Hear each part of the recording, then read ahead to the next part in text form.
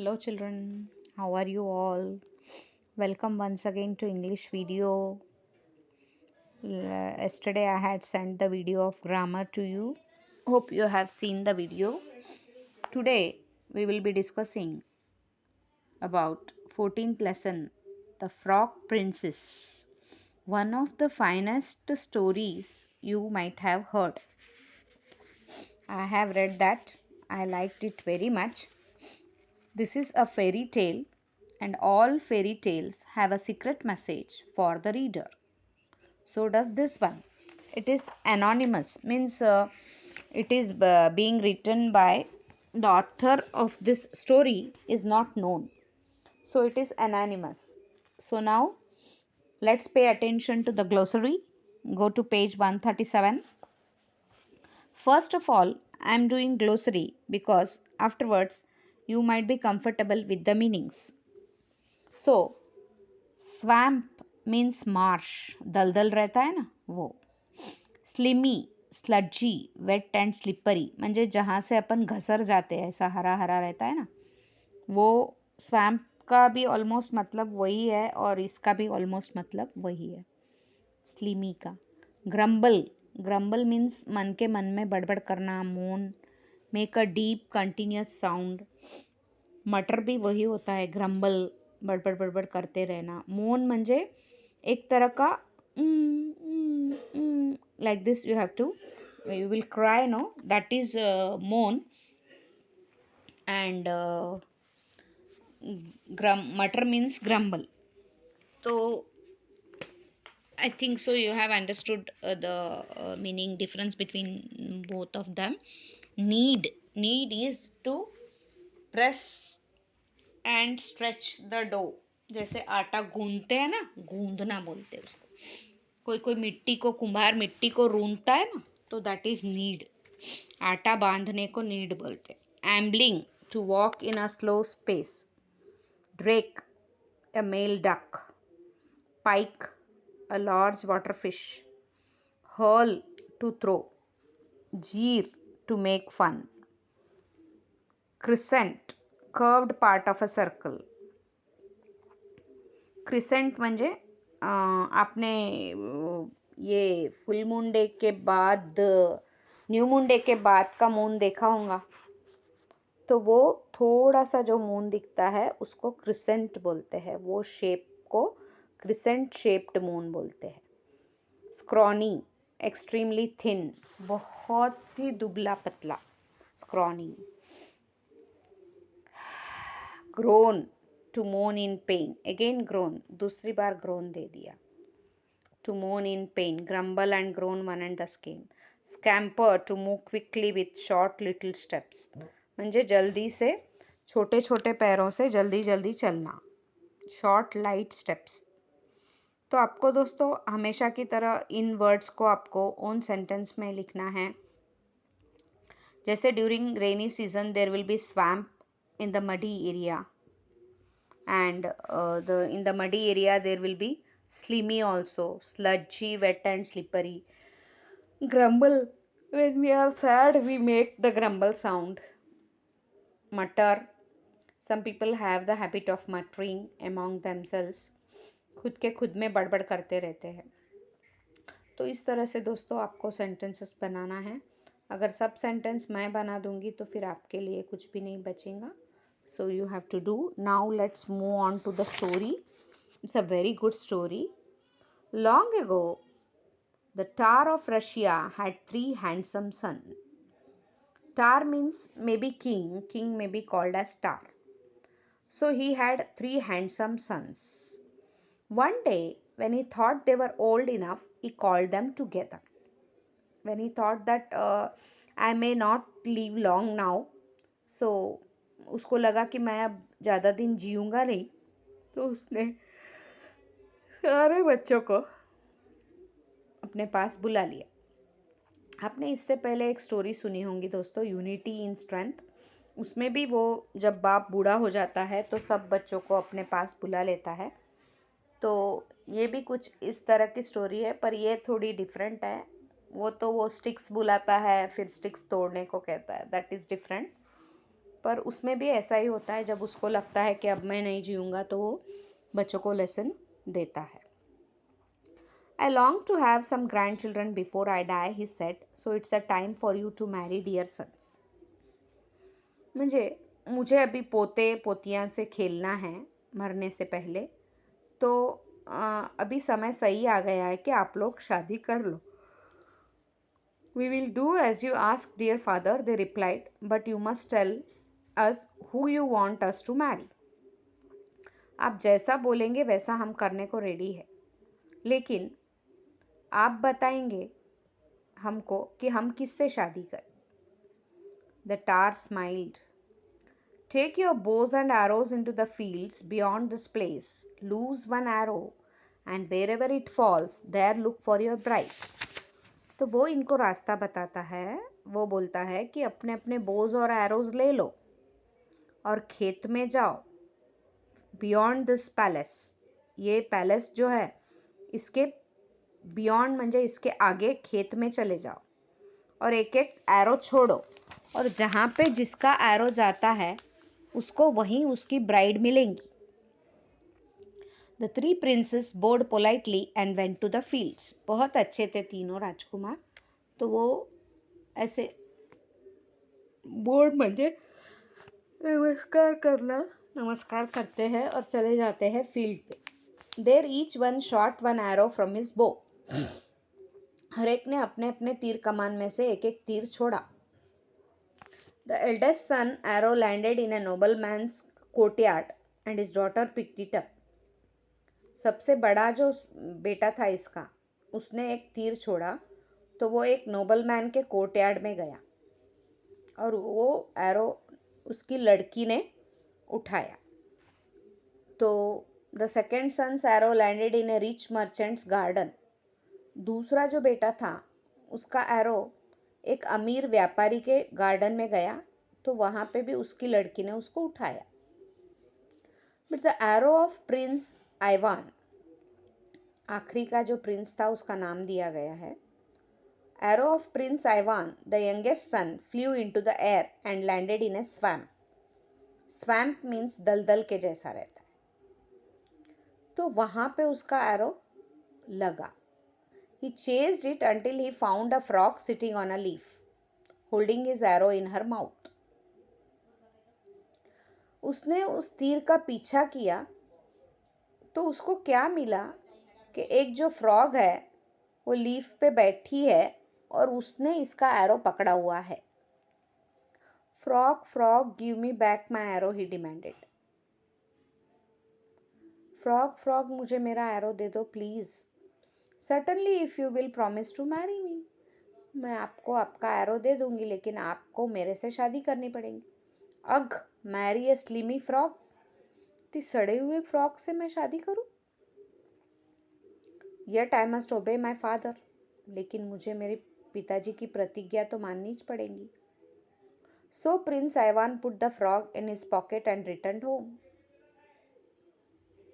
Later the Tar's eldest son married the nobleman's daughter, middle son married the rich merchant daughter, and poor Prince Ivan married a frog. Presently the Tar called his sons together again and said, I wish to see which wife can sew the best. Let them each make me a fine shirt by tomorrow.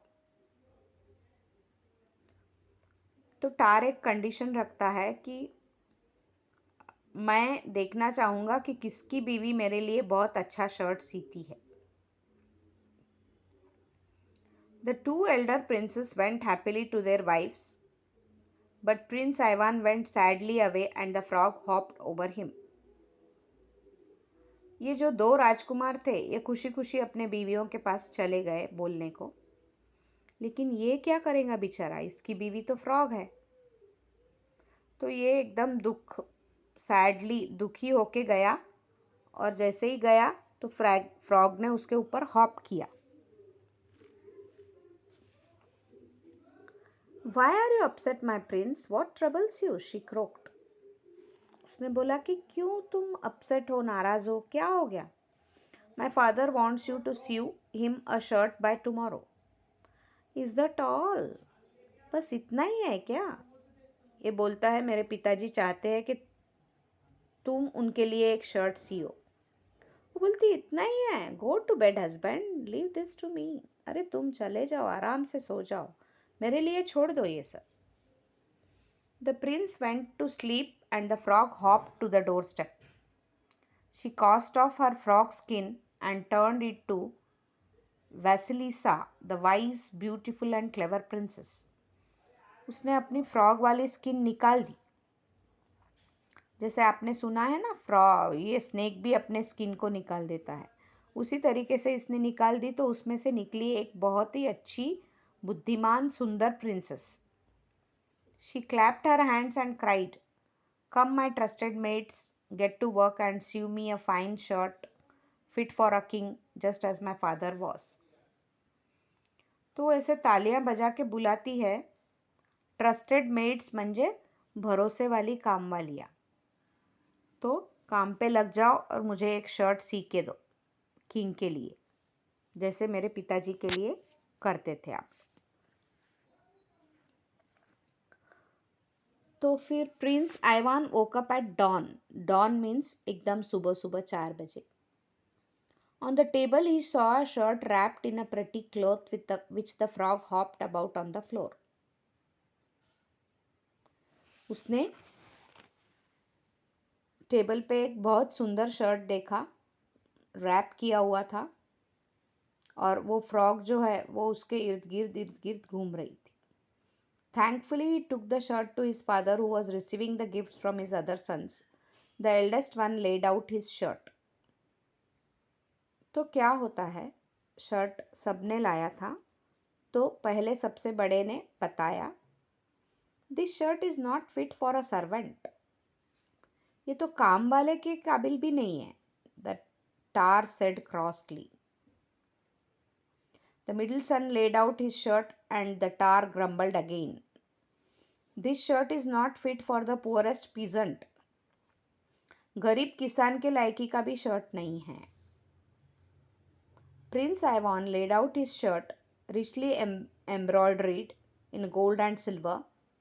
The tar's eyes shone. एकदम से उसका shirt देख के उसकी आंखों में चमक आ गई। This shirt is truly fit for a king, he exclaimed. ये शर्ट तो सच में राजा के काम का है, राजा को सूट करता है। The elder brothers went home muttering to each other, "What is Ivan's wife? She isn't a proper frog, she must be a witch." Ivan की वाइफ क्या है? एक दूसरे में मटरिंग करते हैं। वो फ्रॉग नहीं है, वो जादूगरनी है, काला जादू करने वाली औरत है। Later, the tar called his sons again. "Let your wives bake some bread," he said. "I wish to know who is the best baker now." अब उसको ब्रेड बेक करके होना था।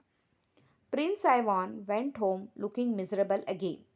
फिर से इसको ये थोड़ा सा अपसेट हो गया था। Frog asked him, "Why are you so unhappy, husband?" "My father wants you to break bread by tomorrow morning," he replied. "Is that all? Go to bed and leave this to me," she said.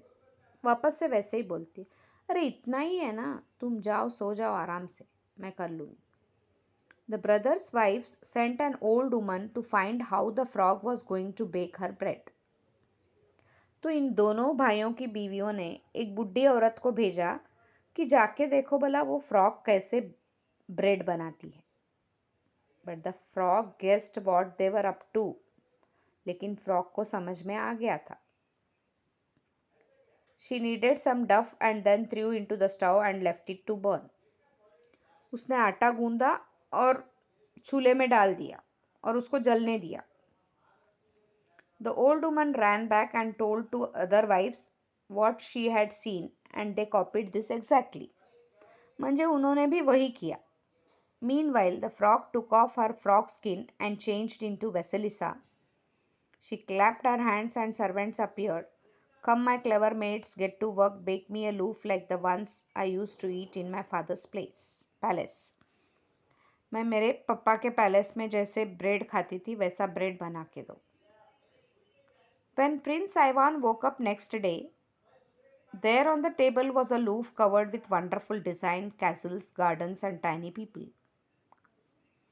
वहाँ पे एक लूफ पड़ा था, म्हणजे number of bread को लूफ बोलते हैं, पूरा एक पैकेट. तो it's a collective noun, लूफ of bread बोलते हैं ना अपन. तो वहाँ पे बहुत अच्छी अच्छी डिज़ाइन उसके ऊपर थी, जैसे महल, गार्डन. कैसल का मतलब होता है महल. कैसल्स, गार्डन्स और छोटे छोटे लोग. He was dilated. He wrapped the loaf in a sparkling white cloth and took it to Star, who was looking at the loaves of the elder sons had brought. Their wives had tossed their duff into a stove as the old woman had said their loaves were burnt black. The tar glared at the first son's loaf and threw it aside. फेंक दिया उसने जैसे ही वो bread देखा. बड़े भाई की जो बीवी थी उसने किया था. He took the second son's loaf and threw that aside. Second son का भी लिया और फेंक दिया. But when Prince Ivan uncovered his loaf, the tar exclaimed, "This bread is fit for royal table. This very evening I invite you all feast sons and daughter-in-laws." यही शाम में मैं आप सबको फीस्ट के लिए न्योता देता हूँ. ये ब्रेड रॉयल टेबल के लायकी का है. Again Prince Ivan went home very downcast. My father has invited us to the palace, he said. But how can I take a frog? मेरे पप्पा ने तो हम सबको इनवाइट किया है, लेकिन मैं फ्रॉक को कैसे लेके जाऊं? Don't worry, said the frog. Go to the feast alone and I will come later. When you hear thunder, tell everybody it's your frog wife arriving in her carriage.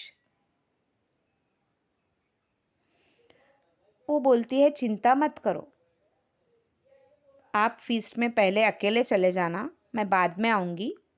और जब आप घर्षणा, बारिश के जैसे घर्षणा आवाज सुनो तो सबको बोलना कि ये फ्रॉग है, आपकी बीवी, जो दूसरे कैरेज में आ रही है.